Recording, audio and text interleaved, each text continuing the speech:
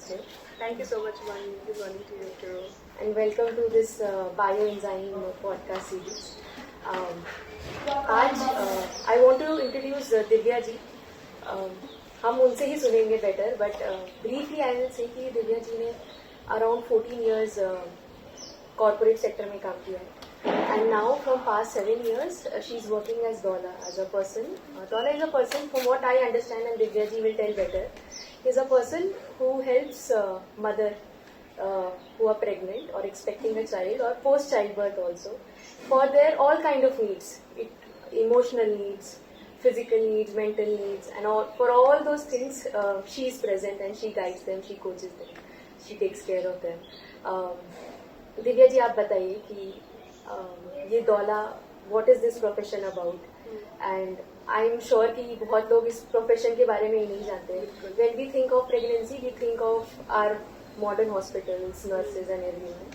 Or we think of mothers, grandmothers, that's all. So हम इन्हीं लोग को imagine करते हैं. But tell us कि डोला का रोल क्या होता है and from what point it starts and till what point it is. Okay. So I will start with my journey. What brought me to this space first. So I was actually in corporate world. I was in the bank before and all of that. After a point, I realized that I worked with an NGO for a couple of years, and I realized that I'm more interested in the space of education. Okay. So I moved to an organization where I was training principals and teachers and working with special children a lot on how to make learning more experiential rather than the rote and repeat formula. They call it the chalk and talk method, which is mostly. And I observed that the children in the schools I was going to and meeting are very different from when I was growing up. At that time, I think there are very few children who had special needs or were diagnosed with ADHD or went to counselor or were on medications. All these things, the number was very small. Whereas now, as I was going to schools, I saw that it's like drastically exponentially increased, and going forward it said that 1 in every 2 boys will have autism. Okay. So there's so much which was coming up, and this was also around the time when I had got married and just starting to plan a family and all that. So the connection between how the mother is nurtured during her pregnancy, because what's happening there is a blueprint for this child's life. The foundation is being made then. Okay. So there was a disconnect. Everyone is talking about restricted to about nutrition and food. Correct. But that is only one aspect. Yes. In Ayurveda also we are called as panchakoshas. We have 5 elements in us, 5 layers. Yes. Okay? So there's, to put it in a nutshell, it's a holistic view of the physical, mental, emotional and spiritual elements which are going into it. But if this background is there, like in our culture, so we know examples of people like Swami Vivekananda, who says, I owe everything I became to my mother. So that's the power that the woman has during her pregnancy, which is today reduced unfortunately to this whole concept of fear. Like you said, all you think about in pregnancy is a hospital or a mother. And some pain. Exactly, so you are stripping it of every element of the transformational capacity and the power that it possesses, making it into a clinical medical event. Whereas pregnancy is not a disease, women are not sick during pregnancy, and it's not a medical process. Like I'm, telling you in a few years, everyone's going to go to doctors to learn how to cook. It sounds so funny. That's what we made it out to be today. Yes. I think if I talk about like women of my age, like who are early in their career or somewhere middle in their career, I have seen a lot of mindset like women don't want to get baby. They want to prioritize their career first, because I think the only perception that we were talking about is that it's a very painful process. It will give them at least a year of a career break. So professionally they are on decline. So they see it like that.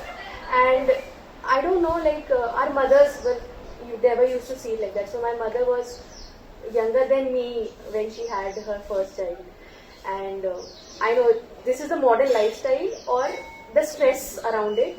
that makes women feel that okay, I don't want to have child. Just want to adopt, or even I don't want to adopt also. What do you think about it? See, one of the privileges of being born a woman, which I came to know very late in life, when I started my menstruation as well, I was like, oh my god, what is this? It's so painful, it's so horrible. I wish I was a boy. This is what a lot of the time I think of, they're so lucky, they don't have to do this. Yeah. And I used to have a very hard time, it was very painful for me. So I used to take lessons first and then only go to school or have to go out anywhere. Or else I'd be like on the bed, literally. It used to be very hard for me during my periods. And I lost my mother when I was 12.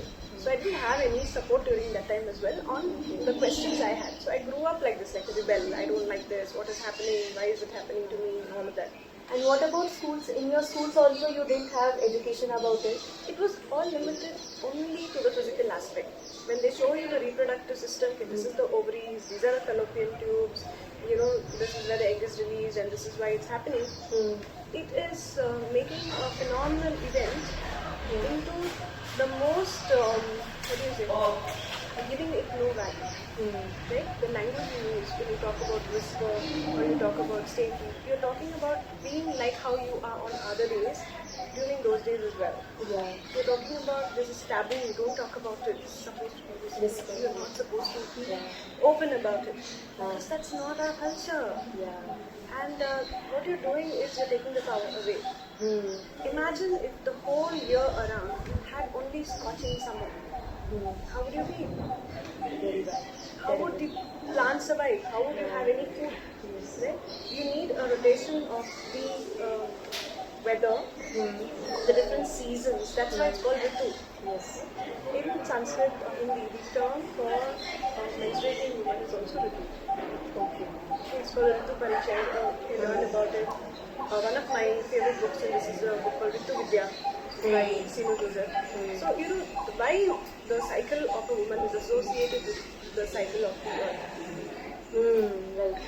Right? Yeah. It's the same thing, like if you have a winter, you need to have a summer. There is a balance. We are always living in this world of duality, of day and night, of light and dark. Does it mean that one is better than the other? You need both. Whereas today in our culture, we appreciate everything that is light. But if the seed is not put in the dark, it will not be put. The dark is equally powerful, if not more, than the light. And unless I honor everything in me, which is whether it is the darkness or the light, I am Durga, I am Kali, I have all aspects of every divine feminine. So when you honor that, automatically your cycle will reflect your outlook on life. Okay, the menstrual cycle is one of the vital signs, like how you have blood pressure, temperature, heartbeat, all of that, right? One of the vital signs is the menstrual cycle. Correct. It's like a mirror to the inside of your body. Yes, and ironically, sometimes we feel I don't want to get to periods. Maybe this is the worst 4-5 days of the month because I feel low, I can't do anything and all those things. But ironically, if we don't have it, we feel even worse. We have much more health issues than we have rather than having it regularly, right? Yeah. And talking about our culture and what you were saying, that there is a Kamakhya Devi temple, if you know about it, right? Where we worship women's being, right? Kamakhya Devi Ma, and there is a small section also, what they call, and there it is said to have Devi's menstrual water, what do you say? It is red, and during some part of the year, there's a full lake kind of thing which becomes red as per the tradition. That's what they say. So I think we have been worshipping it, but today in modern lifestyle we have been pushed away so far from our culture, so far from our traditions, and इसके ऊपर we have lot of stress of unnecessary corporate, and in schools also we have lot of stress to just get some grades, right? To get to some college and all those things. So we have totally forgotten about this beautiful part of our life or beautiful part of being a woman. Yeah. And You were saying that you have worked with some NGOs also. Were they related to women or were they related to some other spheres in general? So I was working primarily in the space of young youth. So this was where I would also go to juvenile prisons, visit children, and through values and through a grounding in spirituality. Okay.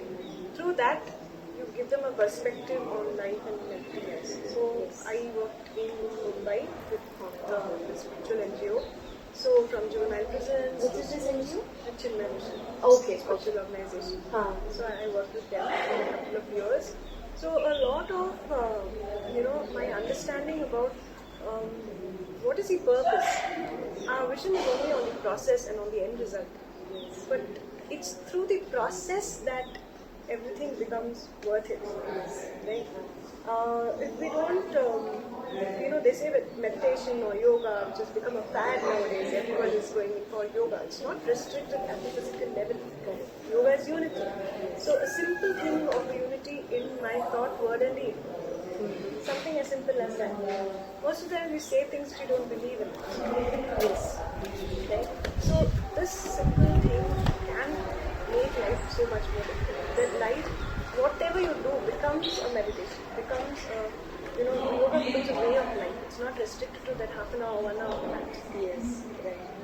Yeah, actually, when you say of Children Mission, like coincidentally, I have also been part of it. So I joined when I was used to stay in Noida. So I was around third or fourth class when I joined. So I joined with Bal Vihar, then do chit classes and everything. So at least, I also appreciate how our scriptures are taught from basics, and like the true meaning is given to it in simplest words. Like as Bal Vihar, when I before 15, 16 years of age, they teach it very simply. And now and whenever you study a scripture, no matter which part of life you think about, like your student life, your corporate life, your home life, or your personal life, you can relate every part to it. So that's how all round it is. And yeah, I think, and aajkal, because of some social media trends, it has become a fad, right? So people just go there for the sake of it. It's a good thing to say because they are at least getting to know something new, but request is to go deeper into it, understand its true purpose, and then see how it benefits you. Like you said, it is not just 1 hour on demand. Absolutely. Yeah. And it's a seed. No matter which point in life where you are, when you learn into yourself, we are all focused on learning about outside things, things outside of us, about everything in the world. That's what I felt after spending so many years doing my, school education, college education, masters, everything. When I became a mother, I felt not equipped to handle that because this is something I never learned. Okay. Yeah, and never learned cognitively. Later I understood that the patterns of mothering or of nurturing are picked up when you grow up from a girl to a woman. The puberty period is so essential because it's setting the patterns of how you will parent. There's such a deep connection. Talking about mothering and also, would you like to explain from conception, preconception stage to post childbirth, how do you take care of all these phases as a doula, and what is your role, and what differences you think it is? How is it different from our Western way of medicine? This is a very important point that you bring in. How is it different from the Western view? So till a few years back, the West used to think of the newborn or of the child as not having feelings, not feeling pain. At one point in time, though it sounds very barbaric today, newborns had surgeries done without anesthesia. Because it was believed that they would be. Now things have changed a lot with perinatal psychology and different sciences, but still there's a long way to go. Because what is happening, when you studied your engineering and when you went to work, what you read in your textbook is at least 15 years beginning what you're doing in your work, right? So what our people are learning and practicing today is actually, a thing, should be a thing of the past. For example, when women are made to lie down in birth, there is anything coming out of the body, we need gravity. So this is how in our traditional culture, women would squat in birth. Yes, and there used to be some water births also. Yes, so they would be in the upright position with the support of gravity. Yes. And with water, you are the intensity of the feeling is already getting absorbed in this medium of the water. So you have a lot of these practices, which now, as people looking for the support, when more women are talking up and asking about it, looking for their autonomy during the process, rather than having their power taken away, which is what the Western model is doing. Right? We don't have time to wait around. There is more money in, each bed has a value. So C-section is equal to 15 minutes. But as a natural birth, we don't know how long. Right? We have normalized obstetric violence, which is without the woman's consent. In any other time, anything else done to her would be rape. But in the whole process of birth, it is being normalized. You take a baby monkey away from the mother monkey at birth, the mother monkey will not identify the child and not nurture the child, because there is a connection which happens at birth between the mother and the baby. Today, most of the hospitals, most of the babies are born and separated from their mother for one reason or the other. How will the mother become a mother? And where is the baby's, the whole system is wired to survive. Where is the baby's confidence that I am being taken care of? Because the only person the baby knows is the mother. And the mother is, for some reason or the other, separated from the child. So, there are so many things which are not in unity with what we want. Mentally, I don't want to leave my child, but, for whatever reasons, the child is not with the mother most of the times. Right? Or even if the child is with the mother, then you have different things done before this connection happens. Whereas, the pediatrician wants to check the baby's heartbeat, or there is some stomach wash done, or we believe that we know better than nature. Interestingly, something like this I have read before. So, there were a group of people. One of the lady would have studied from some good university in USA, Berkeley or somewhere. She was from USA, and she was working with the remote parts of villages in India related to birth, child care, and birth, mostly birthing process. So, she also suggested. She was talking about this thing that they did is. They called it something like kangaroo practice, where they would say that just after birth, instead of putting that child into some cradle and somewhere far away, just directly on the chest, and it had so much better results. Like child used to feel calm, mother was calm, and obviously, as you're saying, there is some connection. Yes, and for all the people watching, I would like you to look up on what are your rights. We want to know our rights as a citizen. While driving on the road, what are the rights I have? Or while living in a society, what are the rights I have? As a birthing person, what are the rights you have? The government has given the rights to a mother to choose her person of choice to be with her during the birth. Today, most of the times, the hospitals are saying we don't allow. It's actually not the rule. You can look it up and you can say, I want this person to be with me. Maybe a woman member or maybe a male member. So that's why I come in as a doula. Which is, I'm a non-medical birth professional who offers emotional support, physical support, right from preconception, during labor, and even postpartum. So a lot of the postpartum, milestones would be much easier if the birth was easier. Okay. Right? And how the birth goes, the bonding, like what you said, the immediate skin to skin, the kangaroo mother care. That is also one of the rights. It's called zero separation. Okay. Right? If you look up UNICEF and most of the government policies where they want good breastfeeding outcomes, where the child was placed immediately on the mother's chest. So it's so beautiful. If you Google breast crawl, you'll see a newborn baby right fresh out of the womb placed on the mother's chest, and the baby is crawling up instinctively, intuitively, knowing how to feed.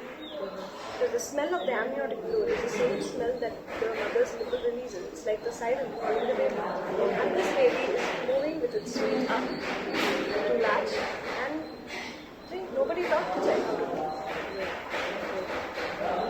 But it's a very natural thing. If you leave it like that, it will automatically happen that way. That is the most important. Leave it like that. This baby, if the birth has been, a surgical birth or a drug birth where the mother has taken different kinds of anesthesia or whatever, it may not be this way. But it is still better than separating the birth. And have you actually been there in part of when the child was being born? Oh yeah, that's my job, so I'm there during the birth. Do you want to talk about some incidents that you would have seen if you are fine with it? Oh yeah, sure, absolutely. So I also teach something called as hypnobirthing. Like you have different ways to prepare for birth. When I was having my first child, I would think it's such a natural process. Why do we need to invest 15 hours in the class to learn about it? But I also realized it's such a natural process, which is maybe the most natural environment possible. We are no longer having babies. The best place to birth the baby is where the baby was conceived. Okay, that's home. That's home. Yeah. Right? How many people are having that today? No, very. Why? Most of the people on the planet have been born at home. Because the whole hospital birth movement is not more than 100 years old. Whereas humans have been there around much longer. Right? So, as I said, that unity between what we say, what we think and what we do, there has been a disconnect. So, in hypnobirthing, we prepare our mind and our breath. Because no matter, I can't control everything around me.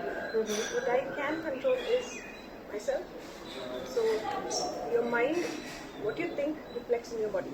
Right? If you think of pani puri and you salivate at that, it's triggered by the thought. Right? So, your body and mind have a very strong association with each other. So, and the easiest way to come in center and ground your body is with your breath. That's why in most of the meditation yoga methods they will teach you to first focus on the breath. Right? So we teach with breathing and with different, I call it as a toolbox. We have different tools depending on the need and depending on what I like. I practice these tools to help with an easier birth. Okay. So my own birth, my first was a C-section because my baby, my body takes longer for my babies to be born, whereas most doctors will not wait beyond the so-called due date. Yeah. Which itself is actually not written in stone. It's not an expiry date. The baby can come 2 weeks before or 2 weeks after. Yes. So the first time we didn't wait. I had to be admitted to be induced and I had an emergency C-section. With my second one, my husband was with me, we prepared all this. I had a doula, we did hypnobirthing, and I literally felt I took my baby out. And I was like, oh wow, I wouldn't call it like how everyone says yelling in pain and all of that. It was intense, it was not easy. A few hours took my entire focus, but I would not call it pain. I told you when I started my periods I had so much pain and pattern continued most of my life. So after my daughter was born in an unmedicated natural feedback, so vaginal birth after C-section, almost 14 days after my due date, so 40 days, I thought why don't more women talk about this aspect of it? That, the mindset, when you run marathons you prepare first mentally and physically. One without the other is not going to give you the result. So birthing also is primarily a mindset. With all this support, I felt that the birth was more easier than the monthly period. Okay. And do you also feel that after that, like post-child birth, there are a lot of things that women's body has to go through. Do you think it was better or it was less painful? Oh yeah, so much better. There is like a world of difference in the recovery. You're having a major abdominal surgery where 9 layers of your body are open to have a baby. Of course, I wouldn't say, I never say the technology is bad. Where it is required for the safety of the mother and the child, it's a boom. But if you're telling me that 1 in 3 mothers needs that technical support to birth and can't do it otherwise, then there's something wrong. I think there is a lot of monetization that takes place. Because of this, these things are encouraged. Like you said, it has a value. That bed has a value. Those hours have a value. And what we have normally seen in movies, in birth, in hospital, is like some woman is lying on the bed. She's yelling in pain. She's frustrated. She is like in her worst moods. And then ultimately she just sleeps after giving the childbirth. She sleeps. The child is also sleeping at two different places, and then after some time they unite and then they go on. So at least it paints not a very good picture in our mind, right? And that's why I always say, right, most of the people have mentality today that they don't want to get pregnant or something. And they put career so like above their physical health and other things that when they come to pregnancy, it's around 30 plus 35 years of age, and which again brings some complications. And then like what they have to go through the C-section and everything. So it becomes worse in the long run. And what about, like, I want to know, why did you transition to it, and what sparked that transition from a corporate employee to become a doctor? So as I said, my journey into birth started with this background on something is different today. So that took me back to the spiritual aspect of it. In our culture, we have something called as samskaras, okay, which are like 16 in a person's lifetime. If the last one is like death, that is untasted, the last rites, and the 15th one is marriage. It's one of the rituals.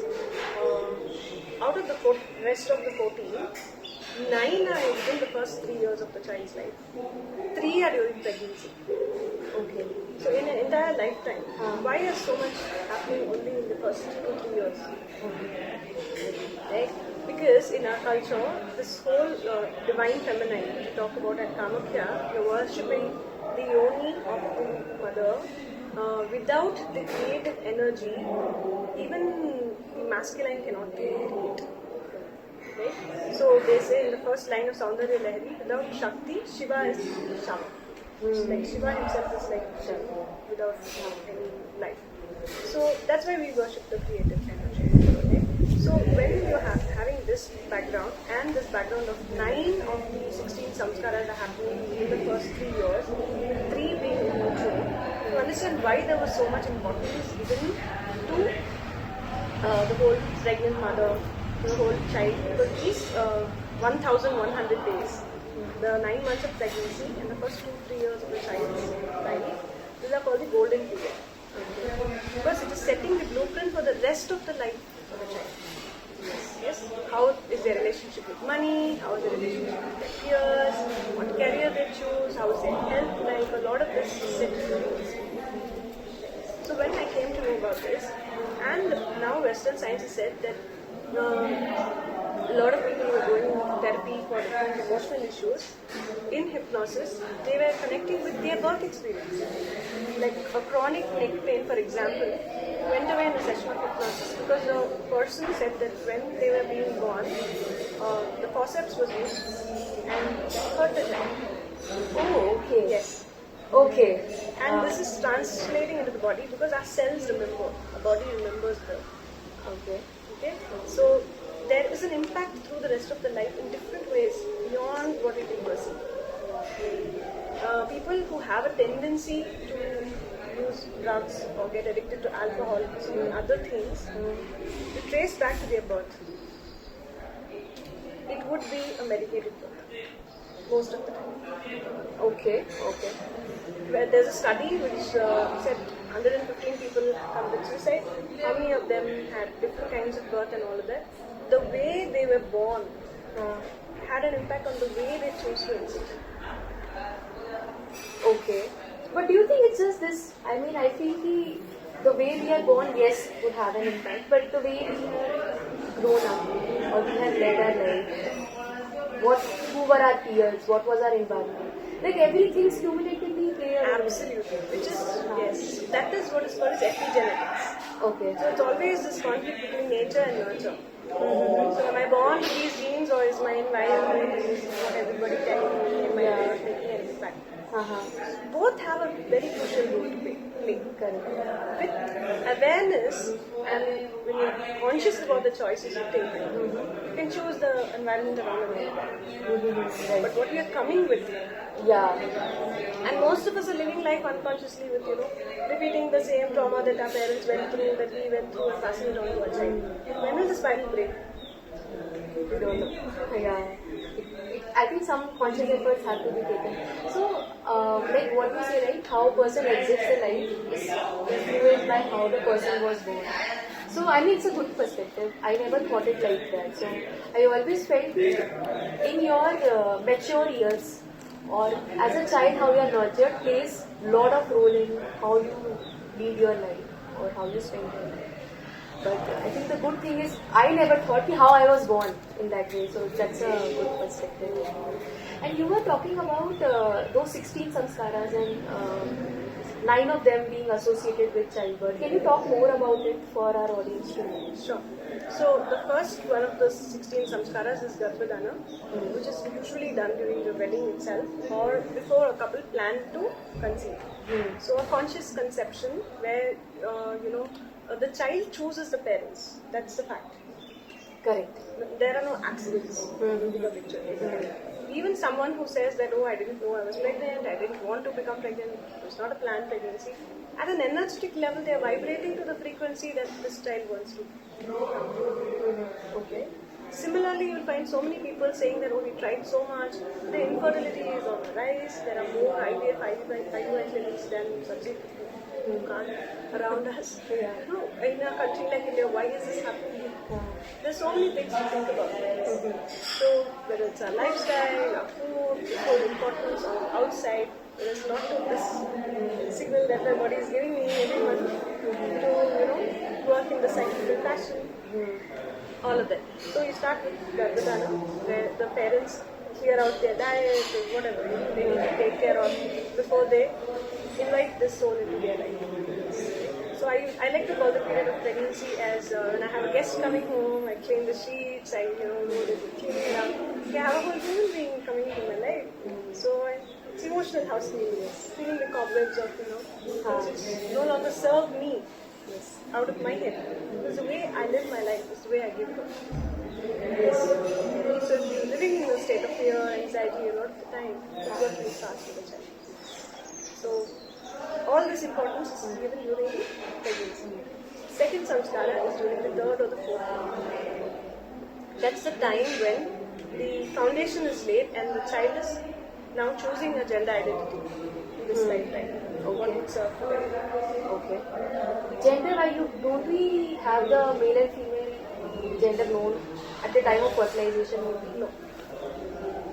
So you have that theory we have studied in biology, right? XX chromosome and XY chromosome. And at the time of fertilization only a doctor can tell if it is male or female. But in India it is banned because of female feticide. So you are saying it is not the right time to...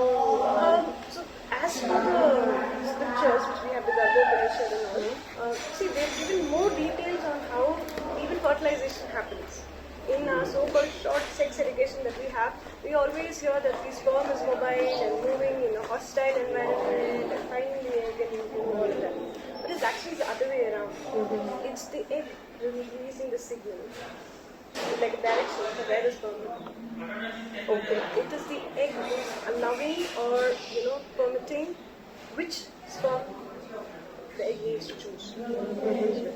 So it's a dissolution of something of the mother and something of the father to create something new totally, which has aspects of both. Okay. For young girls who have PCOD, PCOS and are on the pill, so many times science has said that the hormones in the body changes, the pill makes the body feel like it's pregnant. And the mate they attract is the person who they choose to spend their life with gets altered because of the altered state of things. Okay.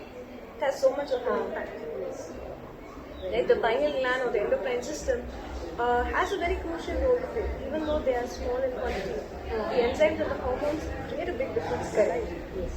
So even though the pill is small and tiny, the impact it has is huge.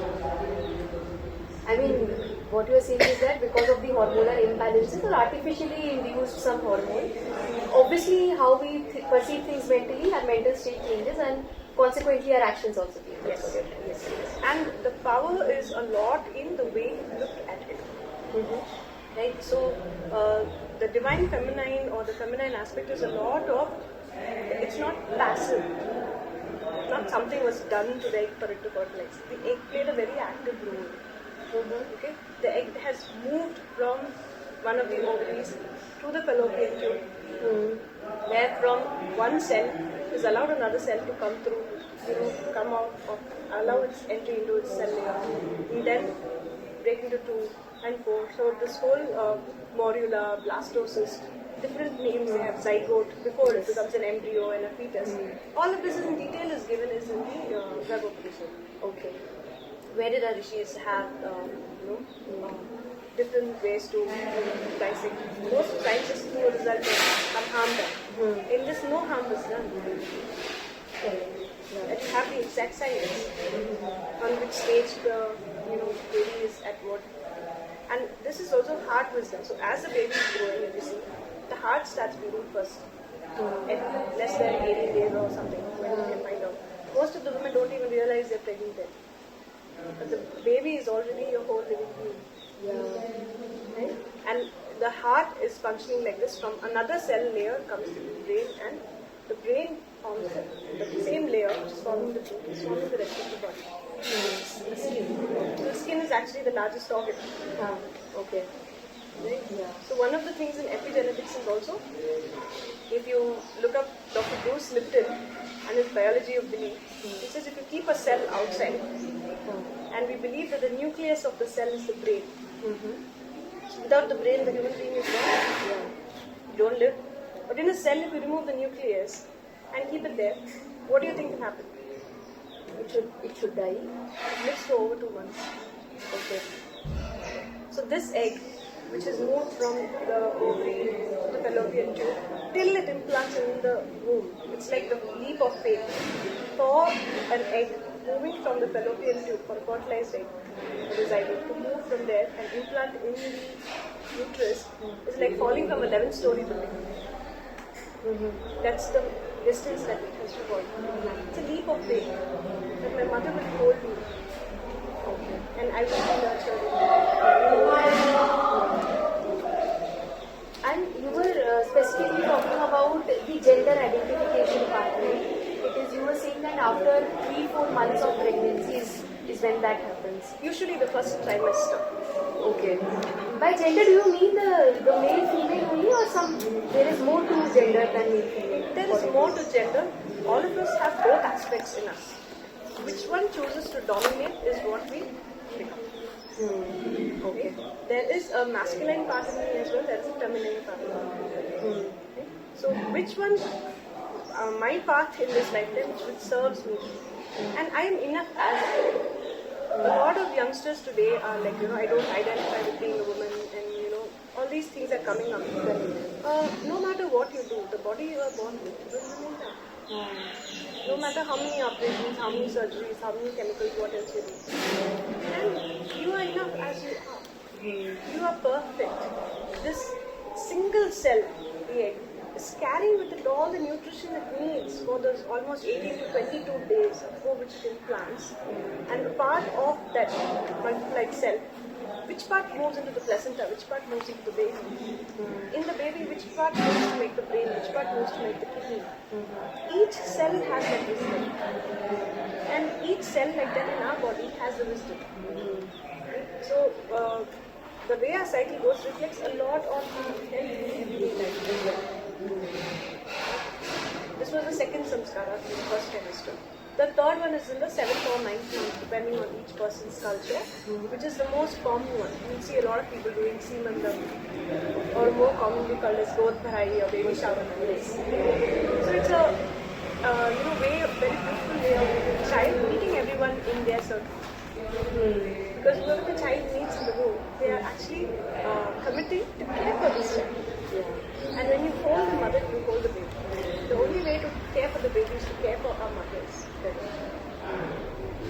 So that whole process is happening in the pregnancy with these 3 samskaras there. Okay. Just one diversion I want to bring. There are a lot of incidents of miscarriage also. So what do you say with that? Is it during the first 4-6 months, or it is during the last month? And how do you think that you were saying Garbopadisha, does it talk about it, and how do you look it from that angle? Okay. So, miscarriage is very common, more than what we think. I've had two, one before my first one and two after, between the two. This is very important, which I would like to share. It's not the mother's fault. Most of the time, we believe that it's something I did, something I didn't do, something I ate, something I didn't eat. Most of the time, if this, egg and the sperm have chosen to go forth in this lifetime as a child, okay, the choice of that individual is most important. Okay. From the spiritual aspect. From the physical aspect, it was not viable to continue. Okay. The baby was probably having some issue or the other, which could be the genetic aspect, which you said. Yes. And a lot of it is also contributed by stress. Our daily lifestyle itself has become stressful today. Yes. So when the autonomic nervous system is more wired for either fight or flight, the blood is moving to the extremities. Whereas our viscera or the main organs which are making us function are deprived of oxygen supporting nutritious blood. So, you are saying sometimes it might be natural to have miscarriage? Yes. And sometimes it is artificially induced because of the lifestyle the mother is living, lifestyle of the family. Many things. It could be the interventions we causing. Today, the moment the mother knows she is pregnant, even though you confirm in that strip, the urine strip, first thing they do is run to the hospital. Having ultrasounds at 6 weeks and 7 weeks. X-rays were found to be harmful after 40 years of use. Today, the ultrasound is actually giving heat when the brain and the cells are being formed. We don't know the impact. But don't you think, like looking at it from other point of view, this ultrasound is actually helpful? It might be helpful in identifying some diseases or something dysfunctional in the baby at an early stage. See, I believe it's a personal choice where the family should know the pros and cons and then go ahead with it. I think this is missing. We are as when we go to a hospital, we are not made aware about these cons at all. What we see is the pros because probably the hospitals want to monetize on it, and what mothers see, okay, I can see my baby at an early stage, so they connect to it emotionally in a very positive way. But they are not made aware of the harm effects that could have on them. And this onus lies with the parents because the buck stops at them. Okay? No matter what anyone says that if you don't do this, I'm not taking responsibility, or this will happen to your child or whatever.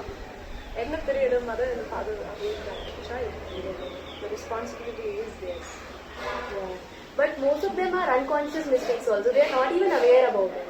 So, I don't know how to build much more awareness about tell me something, for something as simple as, let's say, engagement function. Okay?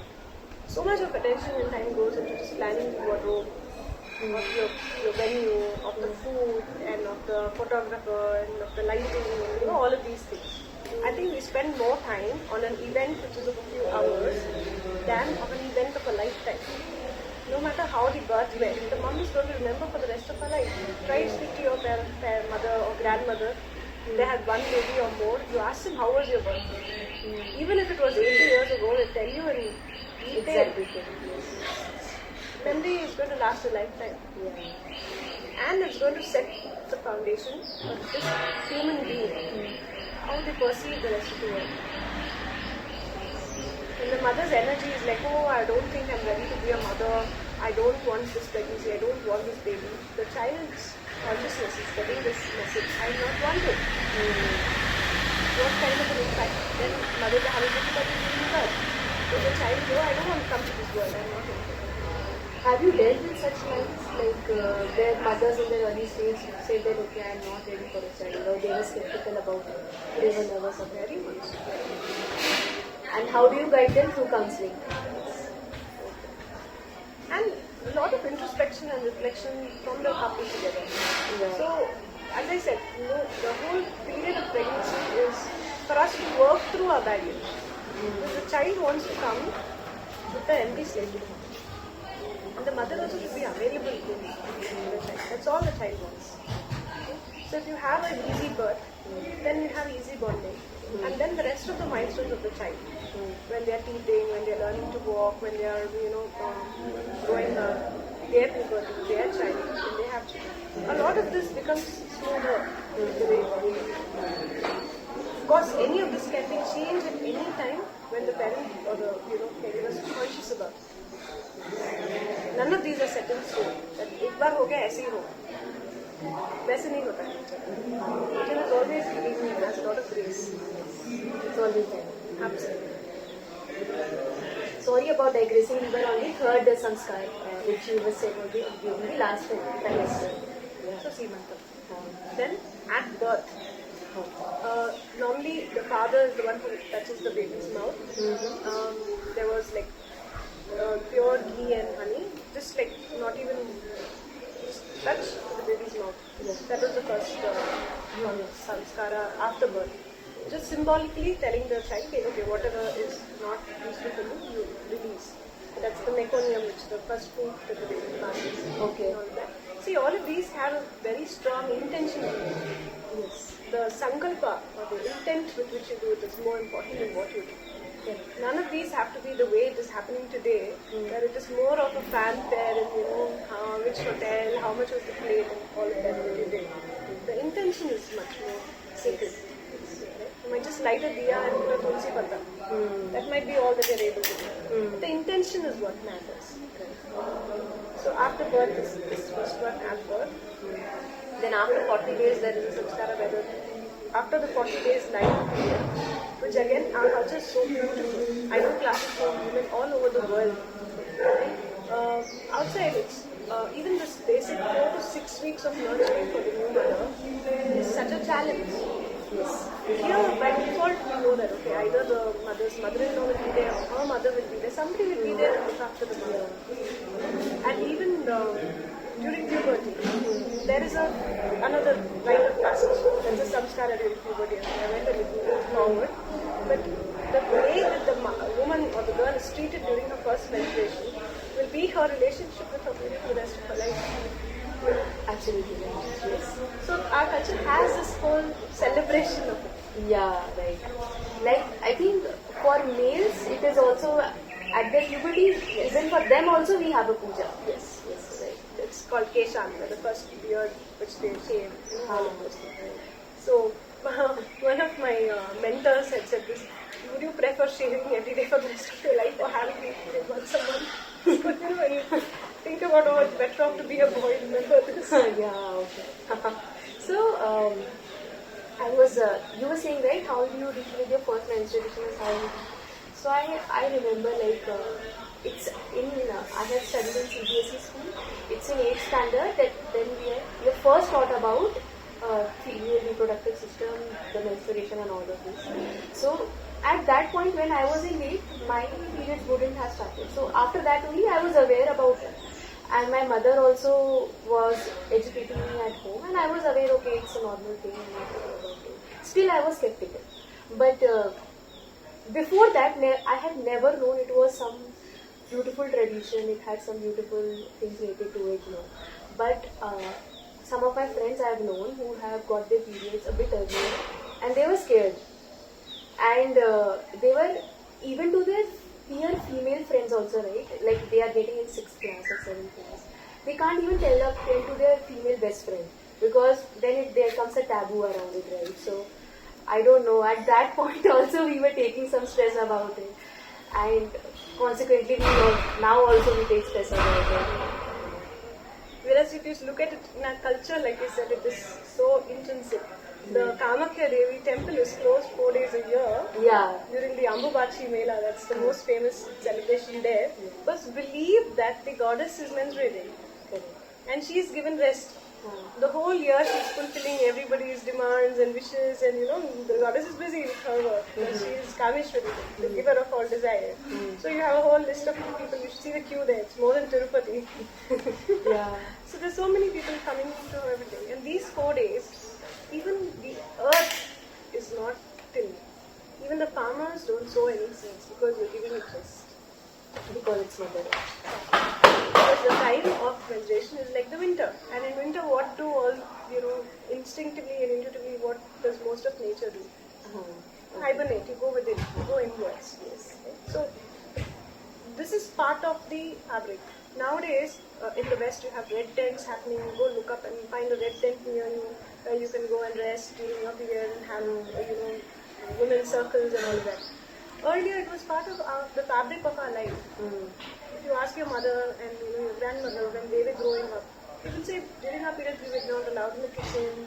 Yes. We were given rest and away from the routine. So, as a woman, when you're taking care of so many things for the rest of your weeks and days, I have these 3 days off. Where I can reflect, I can journal, I can do what I need to for myself. Without filling your cup, how will you fill others? I think it's beautiful. I think this complete sanskar that you have told, like first time I'm getting to know about it already, and it's very informative. So I would request my audience also to read more about it, learn more about it, and obviously contact Divya ji if you have any doubts. So we were completing this the ghee and honey. Yes. Then we were doing on the 40 days. Yes. So the 40 days rest is the mother's body has changed so much during the pregnancy. For example, even the blood volume is increased so much. Yes. To care for this baby, because we are after all 70 to 80% water, and the baby lives in water. So there's a lot of difference in the blood pressure, in the fluid, in the blood volume, all of that. And we've been carrying around this weight, so the pelvic floor needs time to rest and recover. Yes. No matter what kind of birth you had, this 40-day lie-in period, lie-in meaning not get out of bed. So one of my mentors says it very nicely. After 40 days, it's 1 week in the bed, 1 week on the bed, 1 week around the bed, and then get out of bed. Okay. So 4 weeks, that's the way we rest. Okay. Not like, I'm at home, but I'm doing everything. I'm watching TV and having visitors coming in. Expanded natural phenomenon after expanding is coming back in. So finding a center again, recalibrating. The birth of a child is not only the birth for the child, it's the birth for the woman from a maiden to a mother. So investing in this 40 days of rest is investing for the next 40 years of your life. So at the end of that period, there is in samskara, that's the first outing of the child. From the mother's womb, the child is introduced to the womb of the family. And now to the womb of society. Introduce the child to the elements. Take the child out for the first outing to a temple. Or whichever faith you believe in. So that's the first outing. So this completes our 6 sanskaras, right? Yes, 4, 5. The 6th one is a namkaran. Oh, okay. And again, this is as per the time that the child was born. Today, it's very amusing when I look at it. People are saying, okay, this is auspicious time, I want to have this C-section, so the child is born at this time. Wow. It's so ironic here. Exactly, they're called Muhurat C-section. Oh my god. But actually, the culture is that the child is choosing their time of birth. Right? So, the nakshatra or the planetary influence at the time of the birth is having a resonance or a frequency which is ideal for the child. So, when you choose a name, normally it's based on the time of birth. So, they'll say this is the alphabet of the name which you can choose for the child. The child is vibrating in resonance to their body makeup as per the cosmos around, because it is the macrocosm reflected in this microcosm. Okay. Right? Like all the seasons of the earth are reflected in a woman in a month. So there's a lot of connection. And if I look at it as like, oh my god, I'm going to do this again, the mindset makes all the difference. Right? So the whole part of the cycle is actually about ovulation and not about menstruation. If you're ovulating well, then only you will have a cycle. If the ovulation is not, then the cycle is not. Right? So a lot of that connection is there. So coming back here, sorry, I'm going back and forth.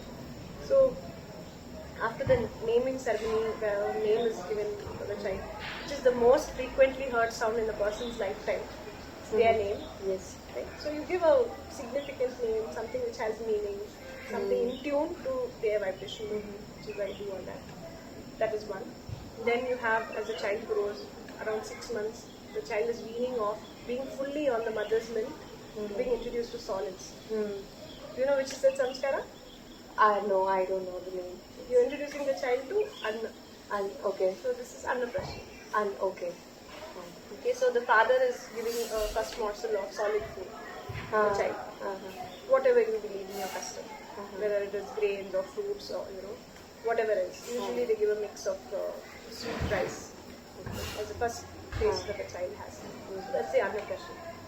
I have heard of Cerelac in this case, and Cerelac is so famous that even people of my age want to eat it. So I don't know if it is truly a baby food or not. Yeah. So if you were to make a comparison, would you like to eat one food for every meal for every day? No, next never. 1 week? No. Or you want a personal chef making things that you like, with the temperature that you like, when you want, just the way you like it.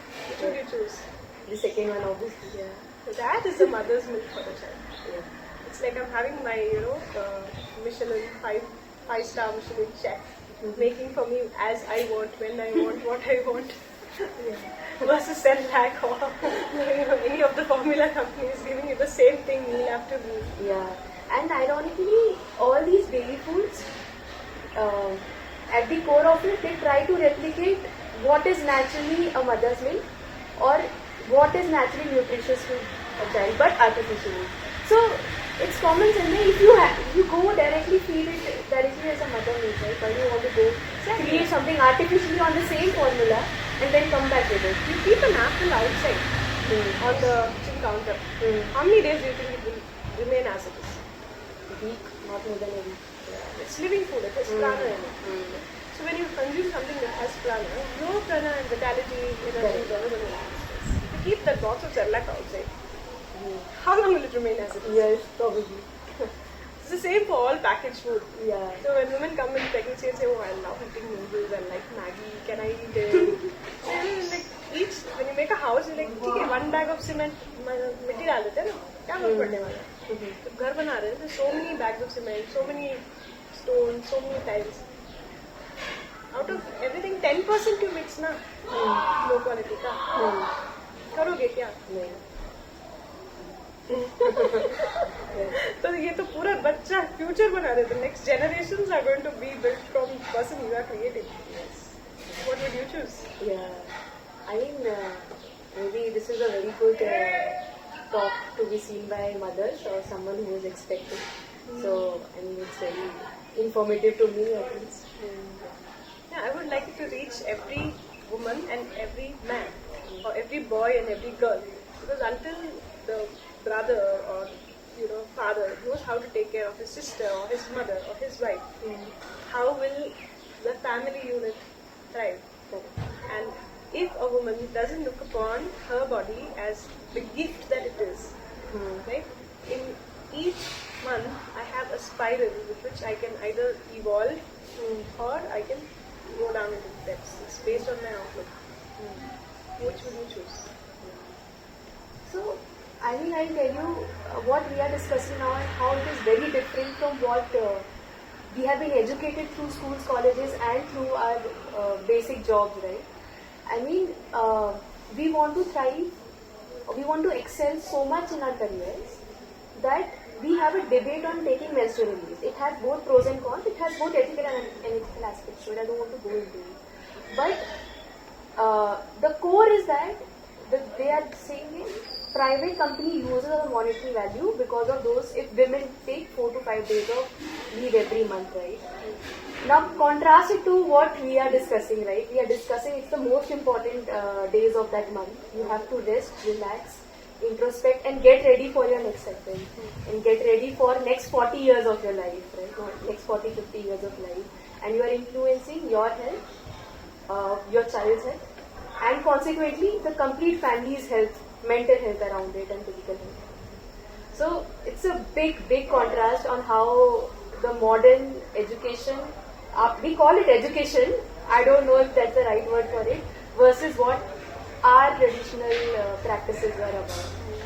I mean, It's a big contrast, I would say. See, I would say something simple. Okay, there's a story of a woodcutter cutting a tree. So he was at it for a long time, and somebody passing by asked him, "What are you doing?" "I'm cutting this. It's not breaking. I've been doing it for so many hours." "How long did you spend sharpening your axe?" Yeah.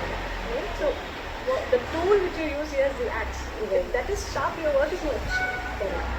Now, coming back to our lives, whatever work we are doing, whether it is education or job, the whole focus is what will give me happiness. Absolutely. I want a new phone, I want a new job, I want a raise in the salary because I believe that will give me happiness. When I know that that happiness is going to only last this much longer, that is, what is giving me happiness is not that object. It is me being, the happiness is within me. Yes. Right? So when I move the focus away from what is outside me to what is within me, my awareness comes of my instrument. Yes. My mind. Correct. Now, when my mind is sharp and efficient, what takes me so many hours to talk, I do this sharpening of the mind, then that will happen faster. Yes. So it's an individual choice. Yeah. If I take the 7 days of menstrual leave and listen to my body and nourish my mind and do things which help me, like eat good food, rest well, exercise well, do all these things, then the rest of the 25 days, the rest of the 3 weeks of the month, right, I am much more efficient. So my tool, my thing is sharper, so I can do more. Yes. So there's a book called Do Less to Be More. Okay. It's by a lady called Kate Northrup. Okay. Her mother is a gynecologist, Dr. Christian Northrup, who's very famous in bringing all this women-centric care and a lot of these things and practices on the world. Her daughter said the mother was never there for her work. She was very busy in her work, and that impacted her health. So, what is the instrument that I have to do my work in the world? If I spend time looking after that, then everything else is more efficient. So an organization who truly looks at its people as its most biggest asset, as its biggest investment, will ensure that this message is given out to people that whether you take menstrual leave or not, it's your choice, it's on your individual need. It will not affect the way you perceive, because if you're taking rest, the rest of the 3 weeks your work will be much better, no? Yes. And the most ironical or you say funny part of it, it comes as a pro-feminist argument. I don't know how. I mean, maybe it's my personal side what I want to choose, but it comes like as a feminist, we want equal opportunities, and some feminists do argue that these are not necessary. Absolutely. And I mean, I don't know. They want to compare male and female with the same parameters, like equals, right? Yes. But in so many ways, we are different from each other. We have different needs, and nothing is better than the other. In a whole round picture, everything balances. Yes. Is And what I both feel. need each other. Correct. You can't do one without the other. Yes. So the masculine approach is linear. Whereas the feminine approach is like how we've been having this conversation, going back, going forward, going around, boom, firke opposite. Right. That is intrinsically the feminine nature. That it's not linear. If you look at the tree, no tree will grow straight. Right? We want to make it look beautiful, so we have cutting and pruning, we want to make it straight. Whereas everything is like branching out. Okay? And the tree, how far it is growing, it's a reflection of how deep its roots are. Correct. Right? So unless the roots are deep, well nourished, well nurtured, what is coming out is beautiful. So if your winter time is when your roots are going deeper, you nurture that there. Whatever you are giving out to the world, whether it is flowers or fruits or leaves or whatever it is, it's more beautiful.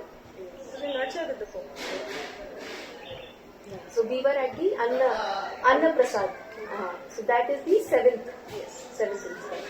So after the Annaprashan, you have the child beginning to walk around the ear or so.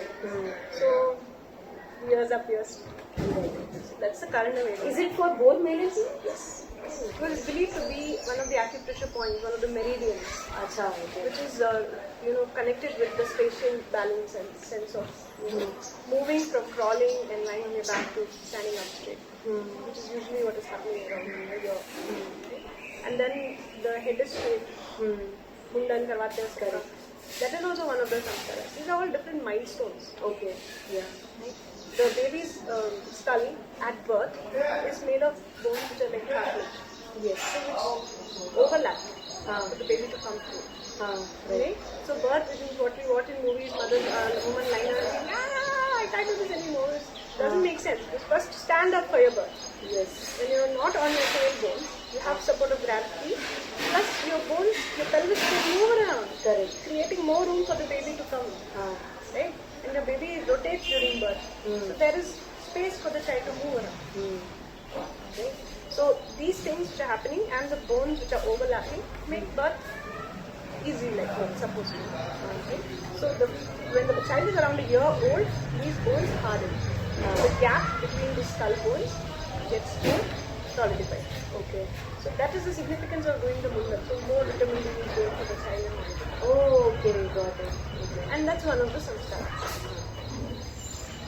Then you have the child being introduced to learning. So you have Akshara Abhyas, the child writes over whatever is the language on some writes. Then introducing the child to the world of learning. Then you have Vedaramba, or like introduction to education. Correct. Gurukulam system around 7-8. Yes. Then there's Upanayana, Yeah. where what the mother and the father have nurtured the child till then. Now the child is moving on to the bigger world, to a Gurukulam or to a teacher, by academic learning and learning different skills and all that. So till then, the core has been set, the foundation has been set. That is the most important time. I know mothers who are like, maternity leave free, I will not take. And the child is in 10th standard, I will take it. Then I spend more time with the child, or even as the child is growing up, because then they need me more. But the reverse is actually the reality. Because the brain connections, the synapses which are being formed, 75% of the baby's brain grows after that. Now, our nature is that because of the head becoming too big, we don't want the baby's brain to be fully developed at birth. So a lot of the brain development is happening after in the first 2-3 years. There is no other mammal which is so fully dependent for its survival on its parents. Even a giraffe baby falling from that height has to get up and walk right after birth. Whereas the mother has to be with the child for the child to survive. Primarily the mother. Anyone else can be there, but the main person the child is connected to is the mother. So I have like couple of questions on some aspects that you have covered. Then I think we'll proceed to the part where we talk about spirituality, because we have used these words a lot in our conversation right now. So couple of questions is, we are saying that after birth there is 40 days of rest period for mother. There the body of the mother recovers. So ideally, for a woman's lifetime, how many childbirths can a woman do naturally and being healthy also after it? It's very individual specific on what is the choices of the family first, then the health of the parents. Both equally important. Okay. Most on an average like 2, 3, 4. See, most traditional people will say at least 3. Okay. Because you're born with the reserve of the eggs. Before you're born, like when you were egg in your mother's body, your mother was growing in her mother's womb. Okay, so in all the eggs you're going to have in your lifetime was already there before even your mother was born. Okay. So that's the connection we have with our generation. Even just physically. Yes. Energetically, they say we are connected with 7 generations, more than 500 ancestors on each side. All of that. Yes. So if you have this much of a balance, then for things like breast cancer or different diseases associated with the reproductive system not to happen, fibroids, cysts, blah blah blah, all that is happening, endometriosis, you don't know why it is happening, what is happening. Most people traditionally said at least 3 in a lifetime. So I wanted to touch on topic of surrogacy. I don't want to get into the ethical parts of it, like there are both the views.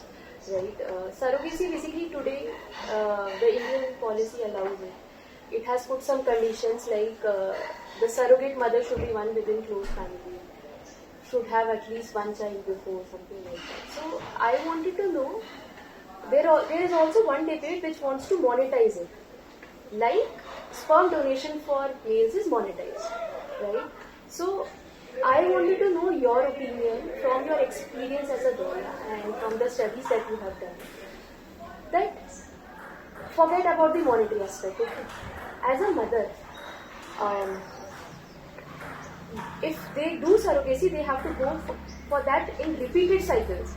And some might be in very close proximity also, because the motivation will be that okay, I'm getting some good amount of money. Right? That is one outside motivation, and one motivation some would see emotion. Okay, because of me, someone else is getting happiness. Right? Someone else would have been longing for it, so I'm doing it. So what is your view around it, right? That's why I was asking how many births can a woman do, and what should be the time period, the minimum time period between two births. See, as I told you, it is a very personal decision. Nobody other than the mother and the father know what is best for them.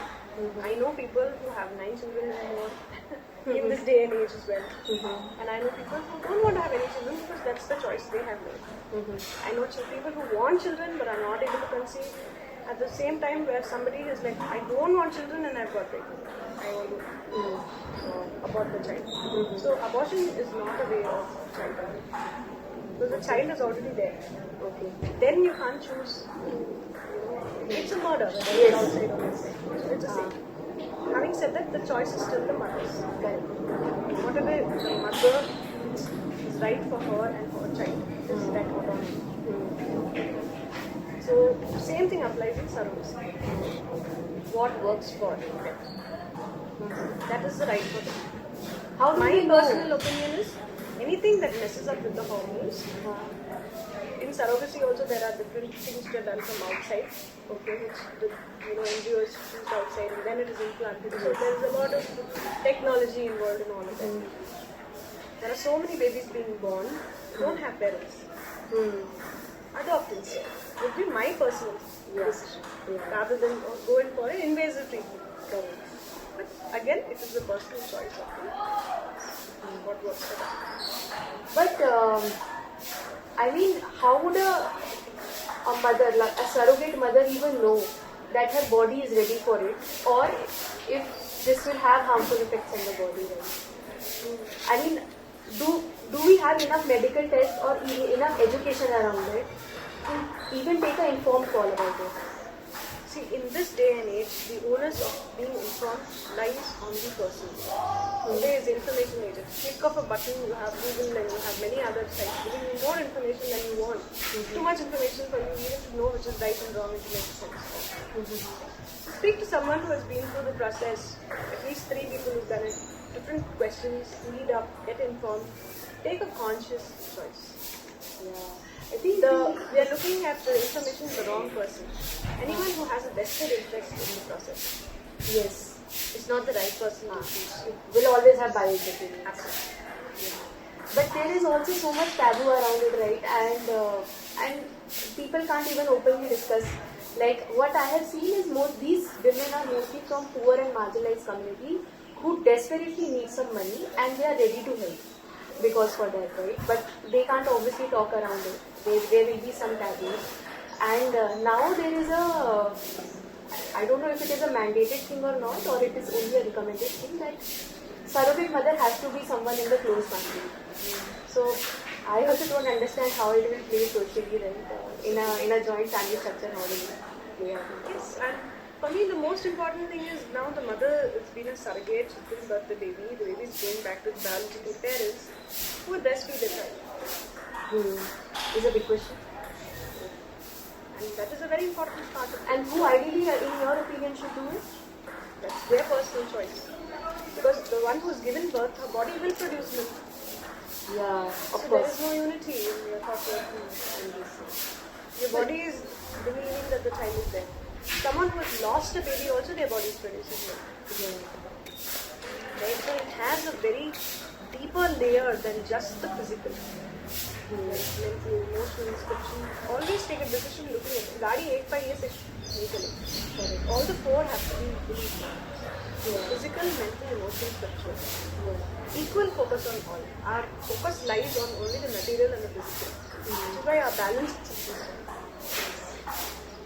And I'm just trying to conclude this part. I think the child work is so important for a couple or for a family that in extreme situations they have to, if they are not capable of doing it, they go for adoption or they go for surrogacy. And if you go for surrogacy, as you are saying, there is some unity break. Any assisted reproductive system, whether it is IUI, IVF, surrogacy, each has its pros and cons. Yeah. So at least the message is to take an informed decision, to think about from all the perspectives and not just from the Western medicine point of view. Talk more about it. I don't think there is to think about it as a taboo. It's a very, very important process for your family and for yourself also. And I would always say, look back, if you're not able to conceive, when you say, I'm putting so many seeds, it's not sprouting. What do? You add bioenzymes, you add compost, you fix the soil, you fix the environment, you move it to the sunlight, you do more water, less water, all of that. What are we doing with IUI, IVF, surrogacy? We're not addressing the root cause. Right? Either physically, emotionally, mentally, something or the other is blocking this couple from the most natural life. Correct. Right? When the plant it proves. Yes. Because it wants to multiply. Correct. So that's the natural instinct of any species to multiply. Now that is not working. It's a very alarming sign. Of course. So instead of looking at the cause, on why is this happening? Is there something wrong with the lifestyle, with the stress, with the mental attitude, with eating habits, whatever? There's so many reasons it could be. Instead of all of that, okay, I have the money, I can afford it. Which one? It's like a menu in a restaurant. IUI, IVF, surrogacy. Let's first look at this. Can something like yoga or whatever. Try all that before, and then if that's the option which is available for you, go for it. Yeah, I think we don't want to put any labels around it on which one is right, which one is wrong. It's always a personal choice, but the core message, I think what we are trying to discuss is to take an informed decision, to do some retrospection, consult more people, consult from a diversity group so that you are going for the right thing and don't just go for it blindly or just because you can afford it. I think that's it. And go for it from a space of love. Yeah. What our rishis did for years in tapas and meditation, that transformation power is there within each woman to do birth. Right? For 9 months your focus is on one thought. What I'm doing, is it okay for the baby? What I'm eating, is it okay for the baby? Can I do this? Can I do that? Walking this way. The entire attention is fully on the baby. So you're holding one thought. Yes. What is meditation? Yeah. When the child is born, postpartum is very hard. You ask any new mother, it's the child is actually draining all of their reserve of energy. Because many mothers don't know whether they brushed, they ate, taking care of their needs, because it's all consuming. This human being is dependent on you for their food, for their cleaning, for their sleeping. They are crying day and night. It's very hard for a little child to figure it out. So you are focused on other than you.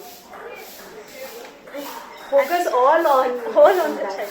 Yes. And you are seeing yourself in them. Actually. What is Christian? Yes. Looking at the divine in everybody, focusing on something other than you. Yeah. So it is the biggest transformation experience in a lifetime. Yeah. Women have altered states of energies during birth. They literally go to another zone, bring their babies and come back. Yeah. That's what exactly I was trying to come to is what according to you is spirituality. I think what you have answered in so many different ways. And I want to also discuss on the connection between spirituality and nature. So, would you like to comment on it? Nature, nature as in the environment around it, and our inner health, our physical health, and our spiritual health. Absolutely. See, then I'm talking about nurturing the soil.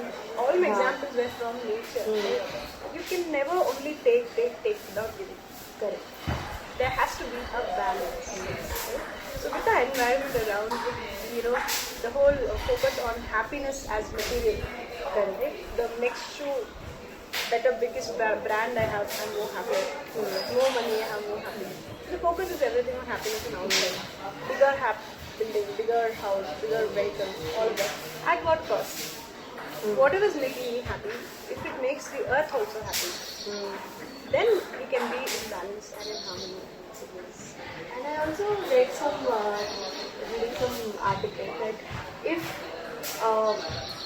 any purse or a bag or any mobile phone were to give you happiness, it will give you for a lifetime. But does it?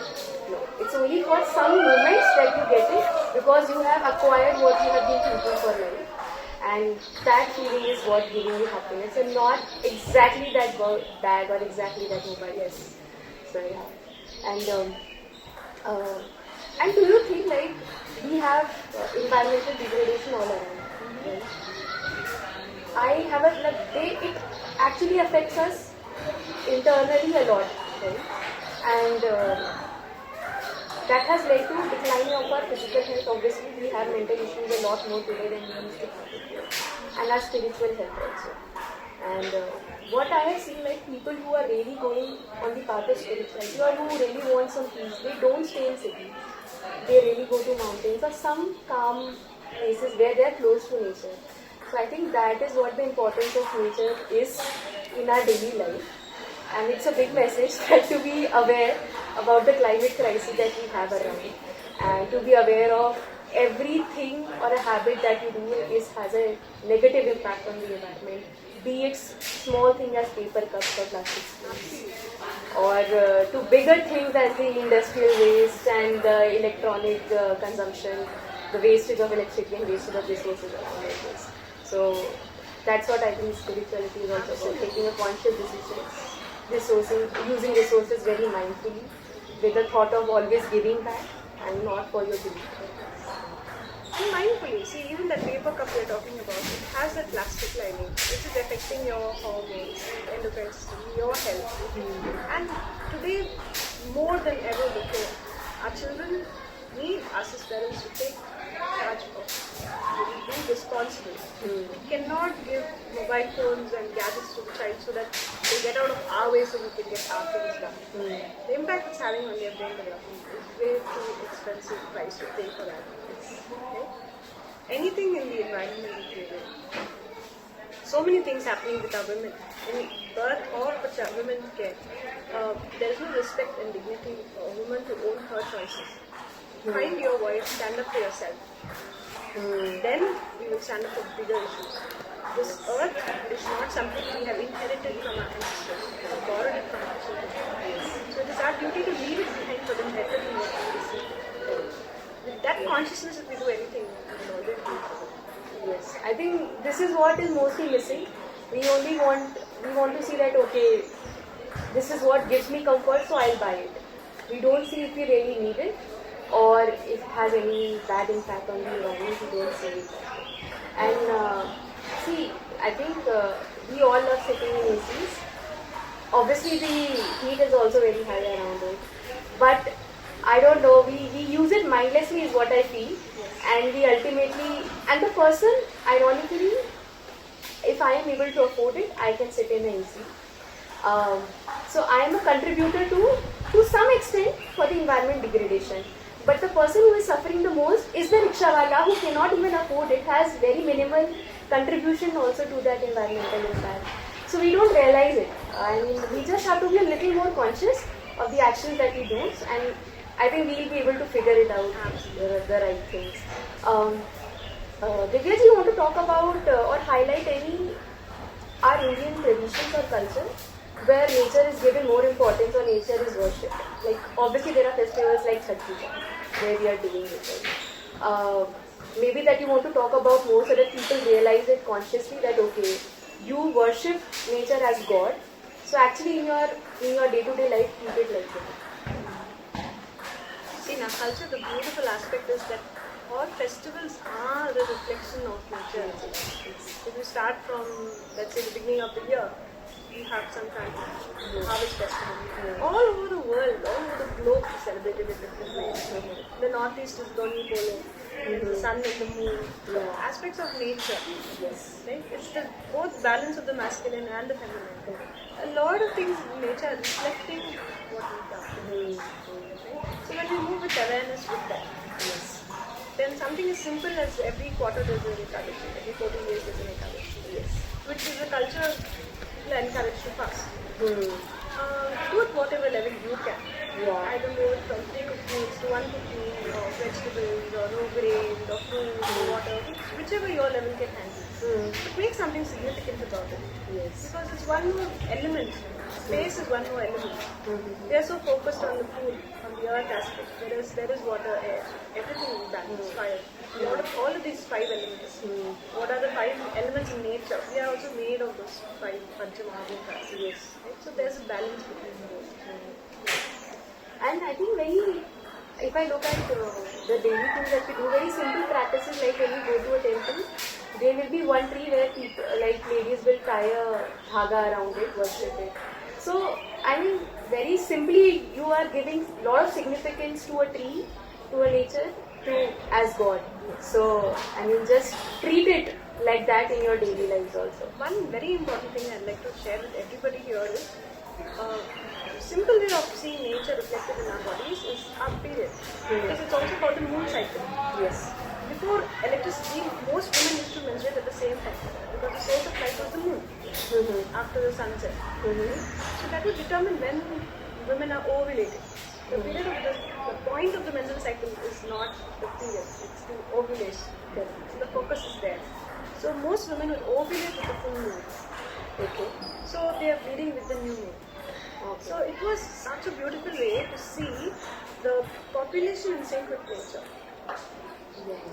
Right? When the moon is having effect on the tides on the oceans, the mind is also having an effect, and on the cycle also.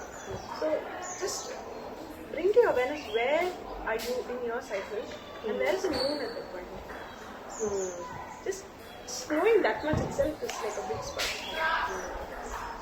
So, Divya ji, we are trying to come to an end of this podcast. So, if you were to give some advice or message to our youth, be it females or males, with respect to their mental health, their stress, for females, for childbirth, taking care of environment, what would that be?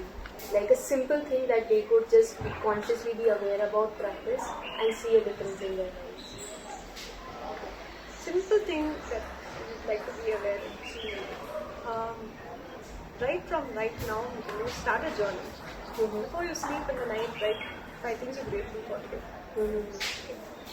This on a continuous basis when you do it. You will see which days what came up, where you were in your cycle, where the moon was.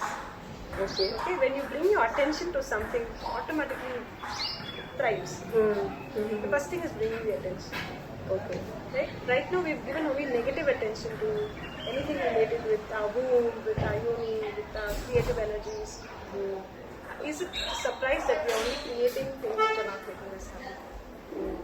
When we honor that creativity in us, we start creating more, benefiting more, and everyone in the circle benefits more. Just start with this one practice. Thank you, Divya ji. Thank you so much for joining our podcast. Thank you. I'm happy to be here. Thank you for having me. I hope it helps things. It was great talking to you, and obviously our audience will also enjoy it.